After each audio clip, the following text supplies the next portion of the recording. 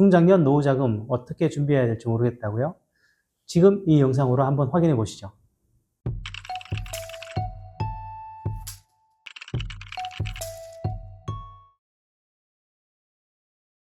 안녕하세요. 뻥은 없지만 솔직하게 도움이 되는 방송을 추구하는 사람과 직업연구소입니다. 저는 사람과 직업연구소를 운영하는 정도영입니다. 뵙게 돼서 반갑습니다. 네, 오늘은 저와 오랜 시간 인연을 맺고 계신 분을 한분 모셨어요. 재무 전문가고 2023년에 저와 함께 여유로운 퇴직을 위한 생애설계라는 책을 함께 집필한 에코라이프의 양재우 대표를 모시겠습니다. 인사하시죠. 네, 반갑습니다. 네, 소개를 좀 더 열심히 하셔도 되는데. 예, 재무 전문가고요. 재무 쪽에 교육과 상담을 하고 계신 분이세요. 제가 저희 쪽에 러닝타임이 좀 짧아서 그냥 본론으로 바로 좀 들어갈게요. 강의 현장이나 뭐 이런 데 가면 워낙 많이 만나시겠지만, 네. 다짜고짜 노후 자금 준비 어떻게 해야 됩니까? 라고 묻는 분들이 되게 많으시잖아요. 그렇죠. 네. 그런 분들을 위해서 노후 자금 준비하려면 요거 한 5가지는 좀 챙겨뒀으면 좋겠다 하는 거, 그걸 좀 얘기를 해 주실 수 있을까요? 사실 뭐 노후 준비에 대한 정답은 없다라고 할 수 있는데, 그럼에도 불구하고 뭐 한 5가지만 뭐 예를 들어 꼽자라고 하면은, 제일 무엇보다 첫 번째로 해야 될 것은, 저는 이제 최경자라고 하는 표현을 쓰는데, 최소한의 경제적 자유를 위한 그 기준을 먼저 정하는 게 중요한 것 같아요. 아, 기준을 먼저 정한다? 예.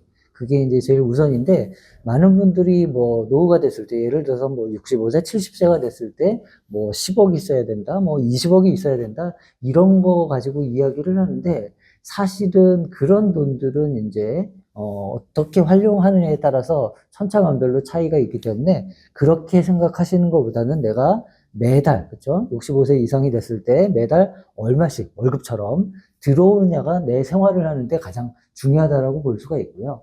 그 매달 월급처럼 들어오는 돈이 얼마가 될 건지 그 정하는 것이 바로 최소한의 경제적 자유를 위한 기준점이라고 볼 수가 있어요.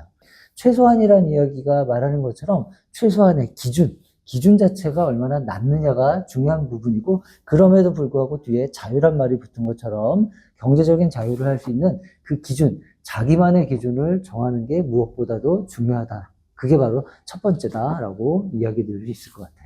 네, 최경자. 저는 워낙 양 대표님 오래 봐왔으니까 이게 무슨 의미인지 아는데, 이렇게 얘기하면 대부분 다 많을수록 좋다라고 얘기를 하시죠. 그렇죠. 네, 다다익선이죠. 네. 좋습니다. 일단 첫 번째, 최경자. 나한테 최소한의 경제적 자유를 주기 위해서 필요한 금액은 어느 정도인가?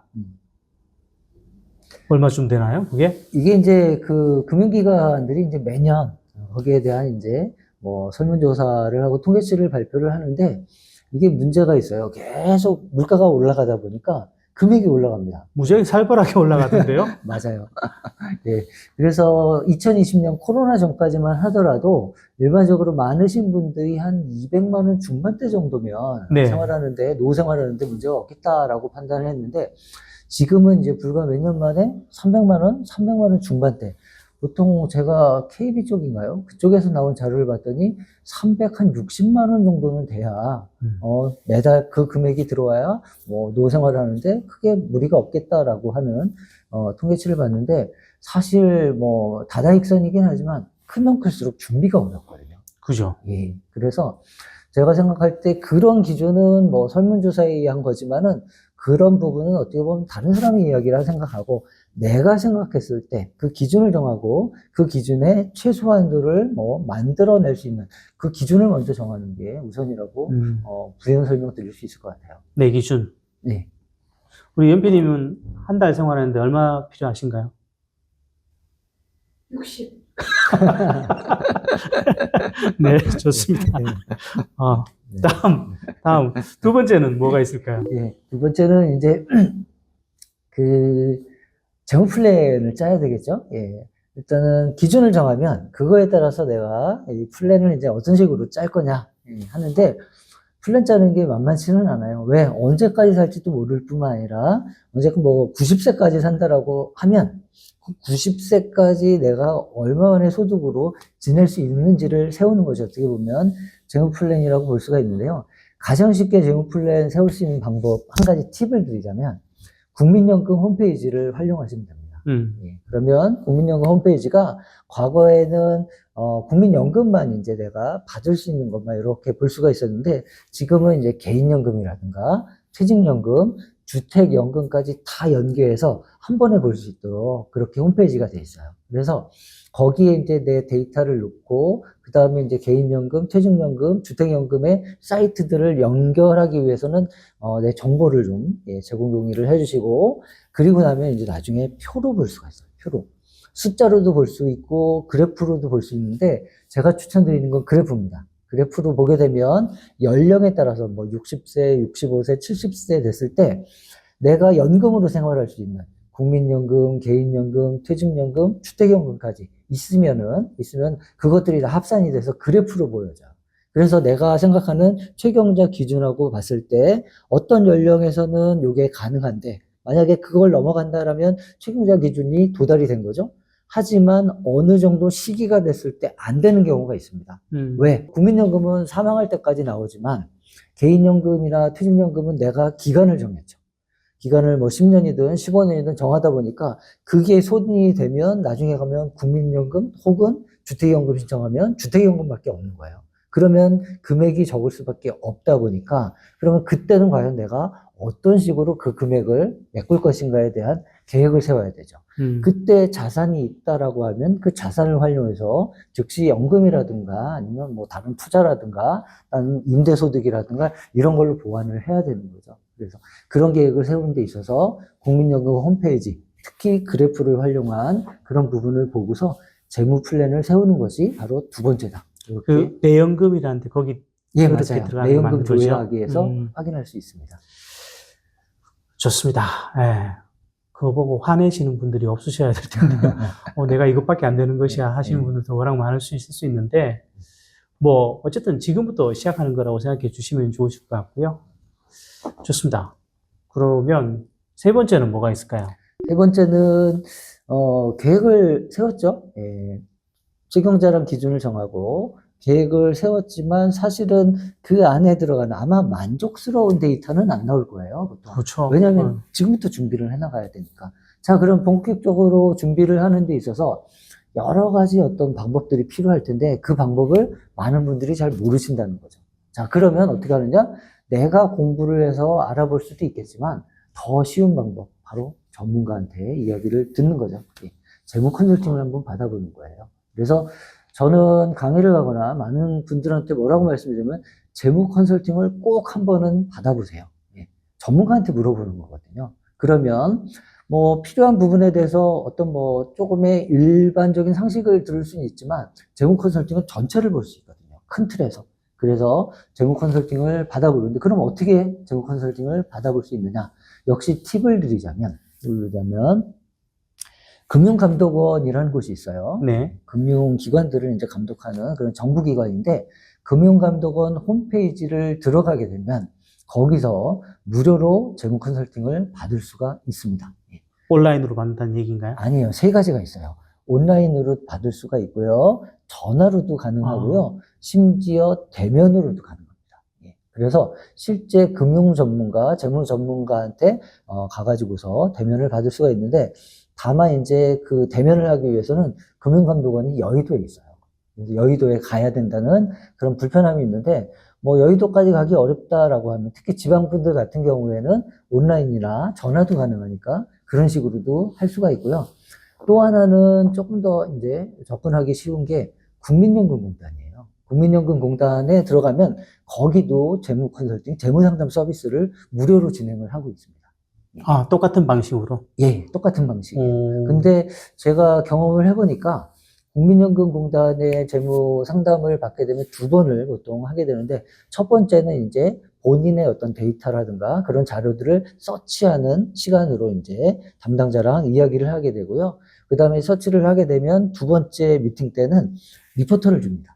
그래서 내가 생각하고 필요한 부분에 대한 어떤 노후 대비를 하기 위해서 어떤 식으로 해야 될지 국민연금공단이지만 국민연금에 대한 이야기뿐만 아니라 전체적으로 노후 플랜을 세우는 데 있어서 웬만한 상품이라든가 어떤 필요한 부분들을 다 팁을 주기 때문에 굉장히 유용합니다. 그 따로 비용은 없고요. 무료예요. 네, 무료입니다. 네. 늘 좀 궁금한 게 있는데 이런 계획들을 세울 때 네. 사실은 자신의 자산을 깡그리 오픈을 해야 되잖아요. 그렇죠. 예, 뭐 그렇긴 하죠. 그 때문에 저항이 좀 있지는 않은가요? 판단하기 나름인 것 같아요. 그러니까 다 오픈을 하면 그 상담을 해주시는 분도 그거에 맞춰서 다 이야기를 해줄 수가 있겠지만 그래도 아무래도 오픈하기 좀 어려운 자료들이 있을 수도 있죠. 그러면 그 부분 좀 빼고 네, 필요한 것만 물어보시는 방법도 있죠. 네. 재무상담 받으시면 좋습니다. 예. 저도 여기 있는 양 대표님께 받아봤었는데, 네. 문제는 아직도 고치라는 걸 잘 못 고치고는 있습니다만. 네. 그럼 네 번째는 어떤 거 있을까요? 네 번째는 이제 그 컨설팅까지 받고 나면 이제 실행으로 들어가야죠. 네. 실행에 대해서 네 번째 방법은 여러 가지를 말씀드릴 수 있겠지만은 저는 노후를 준비하기 위해서는 그래도 좀 전략이라는 부분을 생각을 하는 게 또 굉장히 중요한 포인트가 아닐까 생각을 하고요. 전략 그러면 좀 굉장히 구태의연하게 생각하시는 분들이 많은데 다른 쪽으로 접근을 한다면 낭비 요소를 없애는 게 바로 저는 그렇죠. 전략이다라고 네. 생각을 하거든요. 그래서 나의 소비 패턴을 분석을 하면 의외로 그냥 나도 모르게 줄줄줄줄 새는 부분들이 많습니다. 그래서 그런 부분들만 바로 잡아주셔도 심지어 뭐 몇십만 원씩 이런 식으로 세이브가 될 수 있어요. 그게 이제 연간으로 되고 만약 5년, 10년이 누적이 되면 굉장히 큰 금액이 되거든요. 그래서 일단은 지출에 대한 부분, 지출을 좀 전략을 습관화해 가지고서 낭비되는 요소를 좀 줄여야만, 그래야만 나중에 노후가 돼서 설사 들어오는 소득이 좀 작다 하더라도 생활하는 데 문제가 없겠죠. 결국 이 얘기의 이면에는 자기가 들고 나가는 돈이 얼마인지를 알고 있어야 된다는 알아야죠. 전제가 예. 깔리는 거죠. 그렇죠. 예, 그거 쉽지 네. 않은데. 근데 이제 재무 컨설팅을 받으시면 내 소비에 대한 부분까지 다 분석이 들어가기 때문에 내가 얼마를 쓰는지도 알 수 있고요. 그다음에 재무 컨설팅을 하실 때 아마 그 상담해 주시는 분들이 그런 이야기도 좀 하실 겁니다. 보통 이제 뭐 사실 저는 양 대표님의 개인적인 스토리도 좀 알고 있으니까 이런 절약 같은 것과 관련해서 사람들이 제일 안 되는 이유가 뭘까요? 아무래도 쓰면서 살고 싶죠. 그리고 또 이제 한 가지 생각이 젊었을 때 제대로 이제 못 쓰고 살았다라고 하면 나이가 들어서까지도 아껴야 된다? 여기에 대한 저항감이 의외로 강합니다. 뭐 극복할 수 있는 팁 같은 거 있을까요? 그래서 제가 습관을 말씀드리는 거예요. 아, 습관. 젊었을 때부터 그런 습관을 가지고 가면 나이가 들어서도 계속 쭉 갈 수 있거든요. 그래서 젊었을 때는 뭐 아껴서 못 쓰고 노후가 돼서 쓴다거나 아니면 젊었을 때부터 막 써가지고서 그게 쭉 왔으면 나중에 노후가 돼서 줄이는 건 굉장히 어렵습니다. 그렇죠. 예. 예, 결국 인생은 습관인 것 같아요. 네, 맞습니다. 좋습니다. 그럼 마지막 다섯 번째는 뭐가 될까요?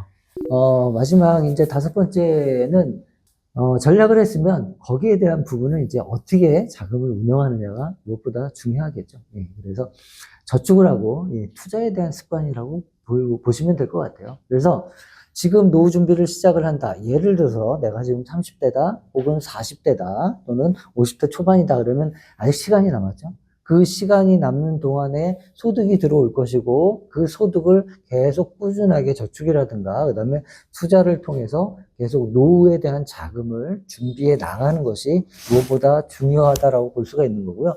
이때 제일 중요한 부분은 뭐냐면 저축은 어떻게 보면 원금 손실에 대한 가능성이 거의 없죠. 그렇죠. 하지만 투자는 원금 손실 가능성이 있기 때문에 투자에 대한 접근은 조금 조심하셔야 돼요. 그래서 노후를 생각을 할 때 큰 돈을 벌면 좋기는 하겠지만 그거보다는 차곡차곡 오랫동안 모아서 자산을 불려간다라는 생각으로 좀 접근을 해나가시는 것이 무엇보다 중요하지 않을까 그렇게 생각을 합니다. 정말 건강한 생각인데 제가 만난 분들하고 굉장히 대척점이 있는 생각이라서 수많은 분들이 저한테 그래요. 인생은 한 방이죠 이러면서. 한 방 좋기는 하지만 훅 가죠. 네. 다섯 가지 기억하셨나요? 최소한의 경제적 자유를 위한 기준점, 나는 얼마가 있으면 되느냐, 그리고 재무 플랜 어떻게 세울 것인지, 그리고 이런 것들을 실제로 상담을 국민연금 홈페이지나 금융감독원 홈페이지를 통해서 받아보는 거. 그리고 뭘 아껴야 뭘 할 수 있으니까 우선 굳이 불필요한 지출을 좀 통제하자라는 의미로 이해를 해주시면 될 것 같고요. 마지막으로 투자에 관한 학습 뭐 이런 부분에도 좀 신경을 쓰시면서 대비를 하셨으면 좋겠습니다. 노후 준비할 게 없다 하시는 분들 꽤 많이 뵙는데요. 없으니까 더 신경 써야 되지 않을까 싶습니다. 돈 많은 사람들이 신경 안 써도 된다라는 거죠. 좋습니다. 예, 이상 중장년 노후 자금 준비를 위해 필요한 5가지를 들어봤고요. 또 이제 말미에 그 투자와 관련된 이야기가 있었잖아요. 다음 시간에 다시 양재호 대표님을 모시고 투자에 관한 이야기를 좀 나눠보도록 하겠습니다. 오늘 이야기는 이것으로 마치죠. 네, 감사합니다. 네, 고맙습니다.